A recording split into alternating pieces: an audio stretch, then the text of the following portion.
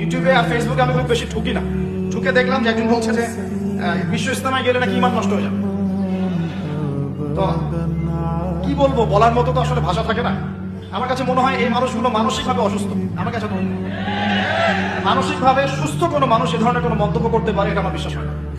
তো সামনে ইস্তেমা আছে, এই তো কয়েকদিন পরে আমি রিকোয়েস্ট করবো সবাইকে যে আপনারা ওলামায়ে কেরামের সাথে যেভাবে সফর করেন সেভাবে সফর করে ইস্তেমার অংশ নেবেন ইনশাআল্লাহ। এখানে সারাদিন রাত ব্যাপী বয়ান হবে। আমরা কেন এখানে যাব? এখানে যাবো এই কারণে যে ইমানের রিচার্জ করতে হয়। ইমান কি করতে হয়?